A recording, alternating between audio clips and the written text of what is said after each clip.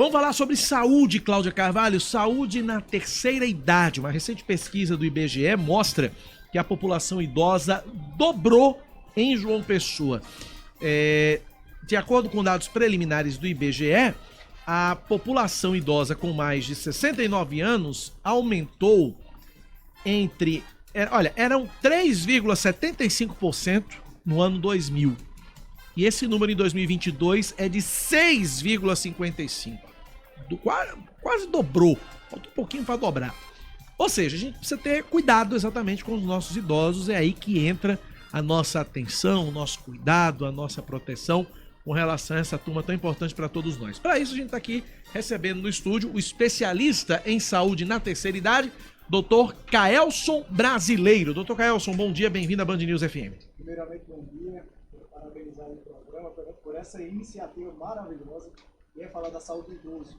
Muitas das vezes é um pouco esquecida no âmbito da saúde pública, da saúde privada, mas com muita representatividade, e como você mesmo falou, essa representatividade ela só tende a aumentar dia após dia.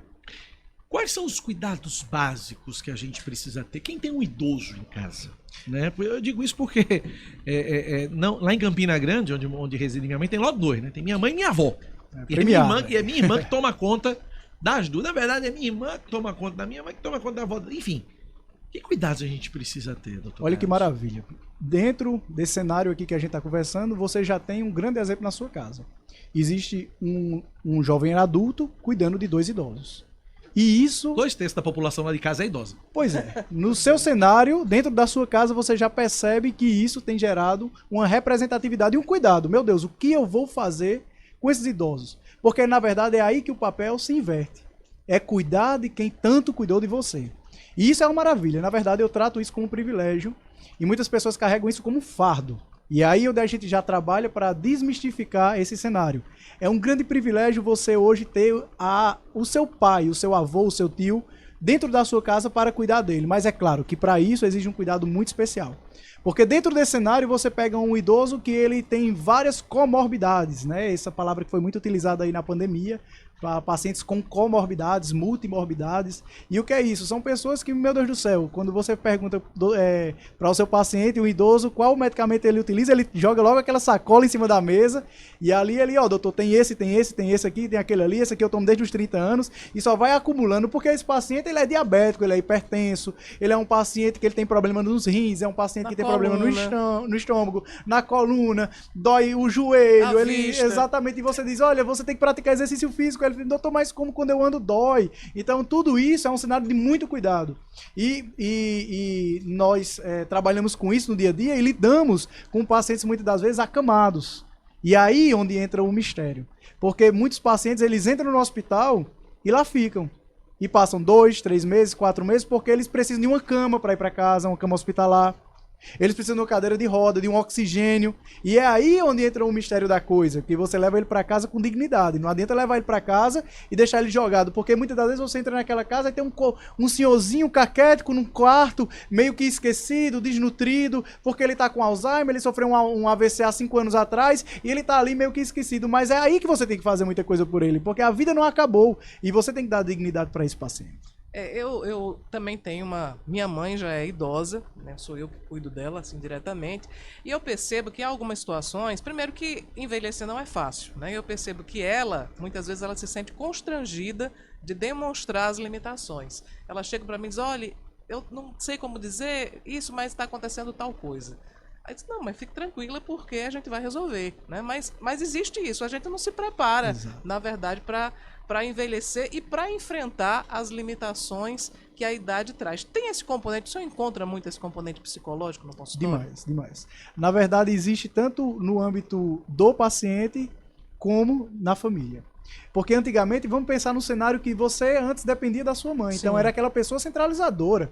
Se você pega aquela matriarca que ela tinha toda a sua família ao seu redor e ela tinha poder de decisão, ela chegava para decidir, olha, compra tal carro, compra tal terreno, faz isso, faz aquilo, tu vai fazer faculdade, tu não vai fazer faculdade, pega esse emprego, e do nada ela não consegue agora mais nem discernir qual roupa ela consegue usar. Ela precisa de alguém para dar um banho nela. Ela precisa de alguém para ser o suporte dela.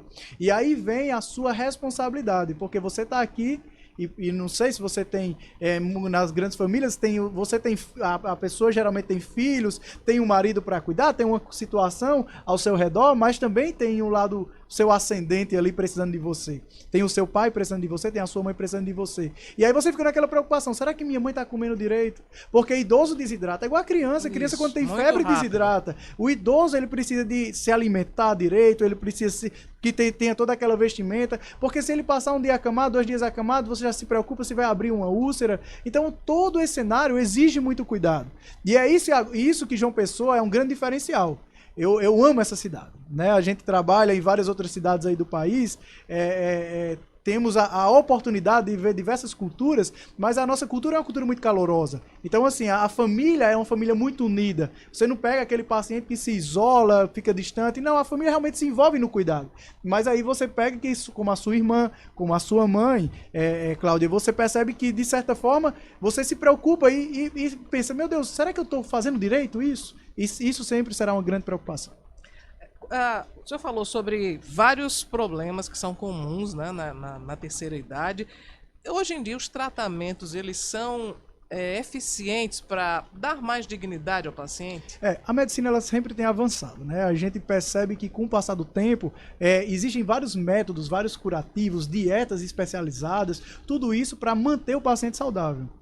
Já pegamos diversos pacientes que, meu Deus do céu, quando você leva ele para casa, a equipe olha para o paciente e diz, olha, não tem mais o que fazer por esse paciente. Ele agora vai para casa, no dito popular, morrer em casa. E a gente sabe que isso tem muita complexidade por trás. Porque você vai para casa e você precisa estar ali dando dignidade e qualidade para aquele paciente. É isso que nós precisamos agora investir nisso. É qualidade na terceira idade. É você gerar para esse paciente benefícios que outrora não existiam. Por exemplo, um paciente ele sofre um quadro de AVC e ali ele tem problema de deglutição. Ele não consegue mais se alimentar. Ele vai se engasgar. Se você der um bife para ele, um pedaço de frango, ele vai se engasgar. Então ali você exige um cuidado.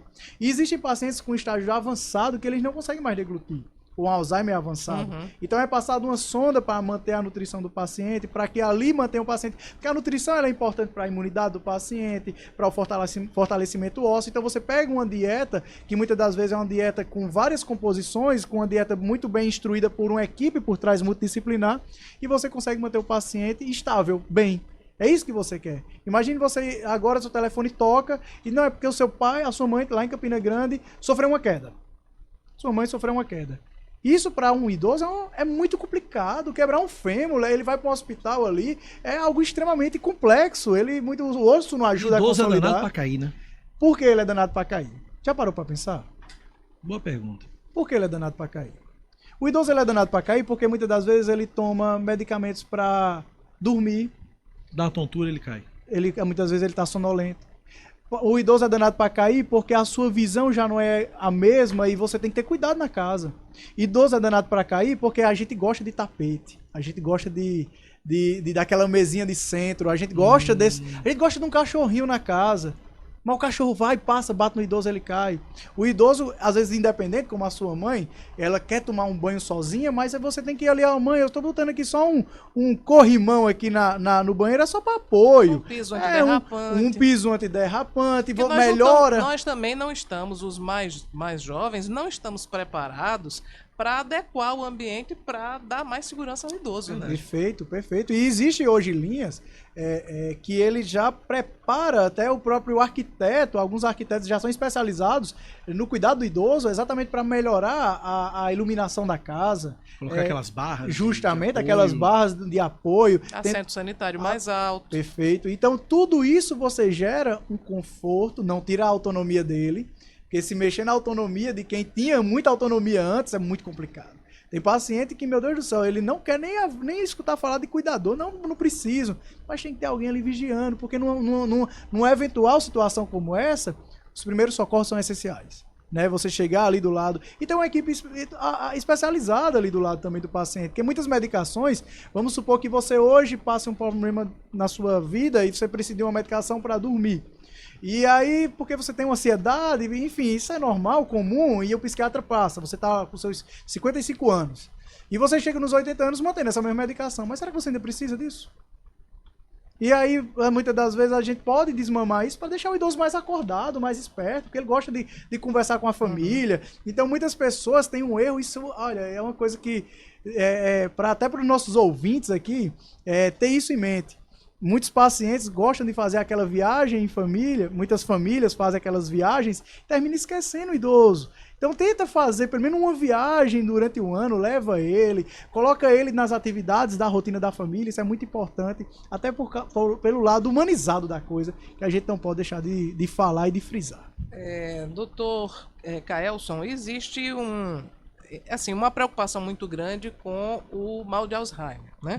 Mas me parece que essa é apenas uma possibilidade das várias possibilidades de demência. Sim. O Alzheimer não tem cura. As outras formas de demência têm cura? Como é que se convive melhor com esse tipo de problema? Pois é, a gente sabe que o Alzheimer ele se popularizou muito, né? E felizmente a gente sabe que muitos pacientes que são acometidos, existem algumas linhas de tratamento que podem, digamos, minimizar alguns efeitos progressivos da doença, e até mesmo, por exemplo, um paciente que se agita, fica mais agressivo, você vai ali medicando o paciente, mas isso tem que ser muito individualizado, não existe uma receita de bolo, chegar aqui, olha, todo paciente vai ter que fazer isso. Não, isso o médico ele tem que avaliar o paciente, entender o perfil do paciente. Mas existem outros tipos de demência, né? Por exemplo, eu vou citar um aqui que é muito comum. Um paciente, ele sofre ali múltiplos AVCs durante a vida, e aí ele entra com uma demência ali vascular, porque houve ali microinfartos, que ele foi perdendo ali sua capacidade neurológica, e ali afetou a memória, afetou a consciência do paciente, o paciente ficou mais rebaixado, mais sonolento, é um paciente que tem uma abertura ocular, não verbaliza. Isso é um tipo de demência. Mas assim, a gente sabe que hoje... como é que a gente diagnostica isso? Porque existe também um senso comum de achar que porque é idoso, aquilo é normal. E assim, existe outro dito também que muitas pessoas englobam ali tudo, não, isso é Alzheimer, né? Então, ou tá gagá. Tá gagá, tá começando a ficar muito idoso, mas na verdade existem vários tipos de demência, né? E são características detalhadas de cada uma que realmente tem que ser uma avaliação de um especialista. Então existem outros, por exemplo, a doença de Levy, que ele tende a afetar também os pacientes e termina também gerando um tipo de demência que é muito comum, que hoje, como é o nosso, digamos, campo de atuação, eu consigo perceber que muitos pacientes foram mal diagnosticados. Então, assim, tem toda uma avaliação clínica. Vamos lá, eu não posso aqui, por exemplo, chegar e definir de uma maneira muito generalizada, mas dentro das demências existem algumas características. Por exemplo, alguns pacientes, eles acometem logo o padrão de memória. Outros pacientes não acometem tanto o padrão de memória do paciente, e sim a própria... o paciente ele começa com algumas disfunções alimentares, como até mesmo também disfunções de sono, disfunções respiratórias. Então, tudo isso você começa a perceber que no grande idoso, ele tende a evoluir com algumas alterações muito similares. Isso gera uma certa confusão no diagnóstico, mas que quando você acompanha do início, os sintomas mais precoces e as características individualizadas da demência, você consegue gerar ali uma grande avaliação do paciente e um diagnóstico mais específico. Nós estamos conversando aqui na Band News FM com o Dr. Caelson Brasileiro, especialista em saúde na terceira idade. Dr. Caelson, agora a gente tem os casos de idosos que são casos mais complicados, casos mais delicados e que exigem, às vezes, uma internação no hospital ou o home care, né, que tem sido tendência. Eu queria que o senhor falasse sobre isso, sobre essa tendência do home care, as pessoas internadas dentro de casa, ao lado da família. Isso contribui bastante com a recuperação ou com a própria qualidade de vida do paciente idoso, doutor? Na verdade, eu sou um apaixonado pelo home care. O atendimento domiciliar, ele tem as suas características individualizadas que eu consigo gerar muito benefício para o nosso paciente. Por exemplo, um paciente que ele precisa tomar um antibiótico. Você pega um paciente que ele tem ali uma infecção urinária e ele vai no hospital, ele faz um exame de urgência e você percebe que ele está com infecção urinária, ele precisa de um antibiótico durante 7 dias na veia. Aí antigamente você pensava, não, ele precisa passar 7 dias no hospital. Hoje, ele fechando o diagnóstico, ele consegue ir para casa no segundo dia e fazer o esquema dentro da sua casa. Pegue o seu pai acostumado com a rotina dele e leve ele durante 7 dias para o hospital. Muitas das vezes existe uma resistência do idoso. Ele não vai querer, ele não quer. Ele vai querer, não tem comprimido, não, doutor. E se só existir aquele tratamento Agora, combinar endovenoso? que o ambiente hospitalar não é dos melhores, né? Exato. Além do risco de infecções hospitalares, né? E hoje, se você levar, se a gente analisar a saúde pública, existe ainda a questão da superlotação. Né? A gente sabe que existe sempre essa discussão. Alguns hospitais lotados, a gente viu muito isso na época do Covid. Então, você levar um paciente para tratar uma infecção urinária e ele sai com uma pneumonia. Porque ele ficou ali do lado de um paciente com pneumonia, um paciente com tuberculose, um paciente com outra coisa mais grave, e ele pegou aquilo ali porque ele está com a sua imunidade fragilizada. Então, assim, o que é o home care?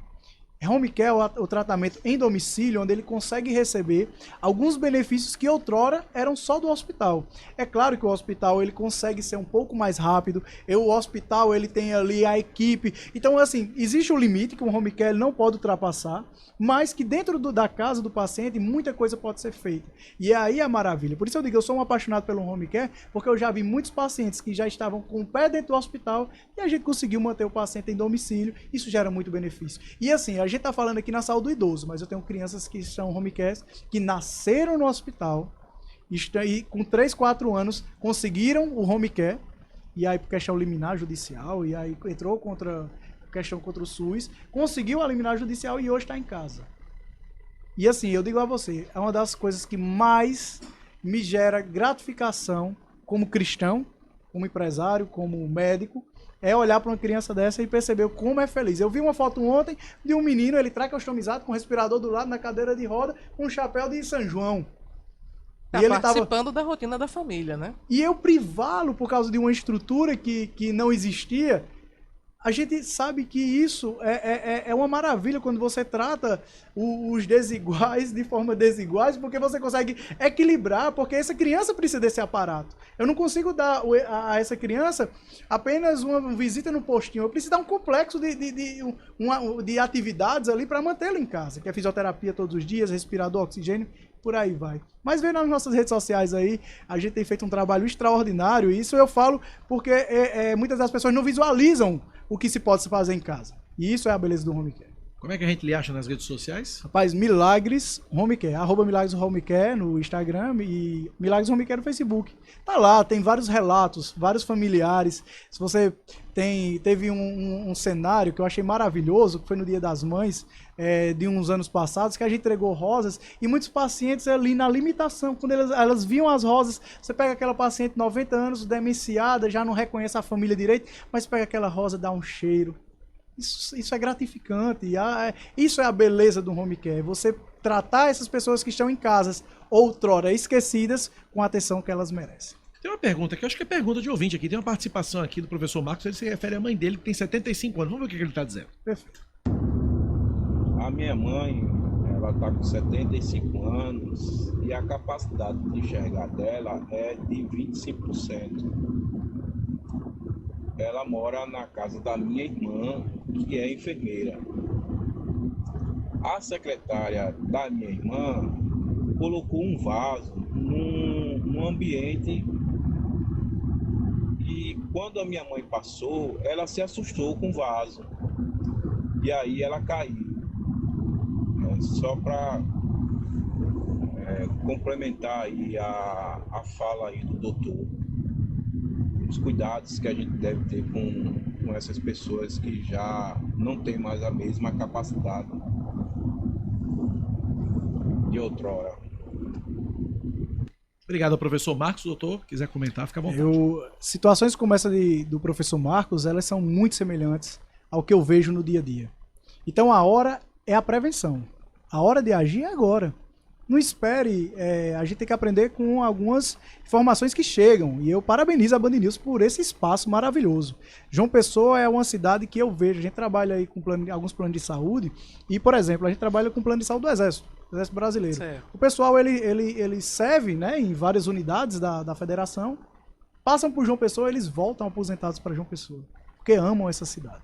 Então, assim, a gente percebe que a carteira de alguns planos de saúde, que são a nível nacional, elas tendem a puxar muitas pessoas para João Pessoa. Você vê que a população de João Pessoa aumentou, né? Se eu não me engano, me corrija se eu estiver errado, ela passou a de Natal recentemente, aí no último censo, e assim, antigamente João Pessoa era tido como uma cidade menor do que Natal, até porque Natal tem uma atração turística, mas João Pessoa é uma cidade maravilhosa. Então, assim, se a gente não se adaptar, cenas como essa irão se repetir. Então, assim, um alerta para os nossos ouvintes aí é que a atenção com o idoso é na prevenção. Embora se algum paciente já tenha se acidentado, tem que tomar a frente para reabilitá-lo. Certo? Muitos pacientes ali ficam acamados por falta de reabilitação, de fisioterapia, de etc. Então essa reabilitação ela é muito importante, mas na prevenção é onde, olha, tem pacientes que assim, às vezes eu fico até envergonhado quando eu vou caminhar na praia, que eu vejo um idoso ali correndo, e passando de mim ali, e você olha e o físico Tem dele... idoso maratonista, doutor Carlos. Maratonista. Eu postei recentemente um idoso fisiculturista com Pois 88 anos. Então, assim... Mas eu tenho um paciente acamado com 75 anos. Então, assim... A gente sabe exemplos, maravilha, quando você vê aí grandes apresentadores de TV, com um padrão de vida, e assim, não é receita de bolo, não tem uma medicação, seria fácil eu prescrever, aí, atenção ouvintes, anota aqui esse medicamento, não, é prevenção, é cuidado. É estilo de vida. É estilo né? de vida, É estilo hábito. de vida. Eu queria lhe perguntar... Ele falou em Pois não. apresentadores de televisão, eu só me lembro Carlos Alberto Nóbrega, né? Carlos Alberto Nóbrega que tá com uma saúde de ferro, quase 80 anos, ou mais de 80 anos já, e 87 anos, quase 90, e tá aí firme e forte, trabalhando e produzindo, e um jovem, literalmente um jovem. Um exemplo para todos nós, né? Pra todo mundo. Eu queria lhe perguntar sobre um aspecto, né, do home care, que eu acho que deve estar na cabeça da maioria dos nossos ouvintes nesse momento. A relação custo-benefício. Como é que pode ser viável para o nosso ouvinte, para a nossa ouvinte, dispor de um home care para o idoso que está em casa e precisa de atenção especial? Sem dúvida. E o home care é o atendimento domiciliar, tá? Então isso aqui é o guarda-chuva, né? Vamos falar agora o que é que se pode fazer dentro da casa de cada paciente. Então tem aquele paciente que é o paciente que ele precisa apenas de uma fisioterapia, porque ele já não consegue ir mais na clínica de fisioterapia, e aí você chama o fisioterapeuta para o seu domicílio. Então tem aqueles pacientes que é mais uma questão de um atendimento pontual. Mas tem aquele paciente que é aquele paciente que precisa mesmo de uma cama hospitalar, de um oxigênio, de etc. E aí tem um custo, né? A gente sabe que existe um custo por trás. Hoje, muitos pacientes são atendidos pelo SUS, né? Quando você percebe pacientes que estão em nível hospitalar há muito tempo, e ali eles... a gente viu muito isso no Covid, um paciente que não ia para casa porque ficou muito dependente de oxigênio. Ficava porque ele estava dependendo do oxigênio. Então é possível ter acesso ao home care através do Sim, SUS? a gente entende que o SUS ele é um garantidor, né, da saúde para todos. Então, se o paciente ele precisa daquele atendimento e na rede do SUS não existe, então é interessante que ele busque conhecimento para que ele consiga esse tipo de atendimento. A gente já tem cenários, exemplos de pacientes que nasceram no hospital por uma malformação e precisaram desse atendimento para ir para casa. E pacientes que infelizmente foram acometidos, tetraplégicos, acidentados, que foram acometidos. No quesito de rede privada, no quesito de planos de saúde, alguns planos de saúde já enxergam o home care como dentro do seu rol de atividades, e eles sabem que que é uma atividade, um raciocínio inteligente do plano de saúde, quando ele enxerga que o home care ele faz parte das suas atividades. Por quê? Porque se eu consigo manter você em casa com um custo menor, evita hospitalizações desnecessárias e o custo é infinitamente maior. E a qualidade de vida para o paciente também. Sem dúvida. Você consegue manter o paciente ele recebendo uma fisioterapia e você evita uma internação de UTI de 6 meses, de 4 ou 5 meses. Porque, infelizmente, esse muitas das vezes é o tempo que um idoso passa no hospital. Porque ele vai com infecção, mas na metade do caminho ele precisa dialisar. Ele vai com uma infecção, mas de repente ele abriu uma úlcera na região sacral. Por aí vai. Quando você trata com idosos, você sabe como é complexo. Então pode ser através do SUS, pode ser através do plano de saúde, aí o usuário tem que checar se a operadora tem essa possibilidade, e pode ser também particular. Sim, particular também existe essa possibilidade. Porque tem muitos pacientes que eles até entram com o pedido no plano de saúde, porém ele sabe que algumas questões são mais burocráticas, ele pode ali estar também contratando, como a nossa empresa também, de repente o paciente ele se interessa, ele pode entrar em contato com algumas empresas de home care para receber o atendimento domiciliar. de maneira Muito bem. particular. Repita suas redes sociais, doutor. É o Milagres Home Care e Dr. Kaelson Brasileiro, que é o meu Instagram, e também ali a gente sempre está compartilhando informações que vão ajudar o público a ter uma vida mais saudável e um envelhecimento de qualidade. Muito bem, doutor Kaelson Brasileiro, especialista em saúde na terceira idade, conversando com a gente aqui na Band News FM. Obrigado, doutor Kaelson. Um abraço pro senhor. Eu que agradeço.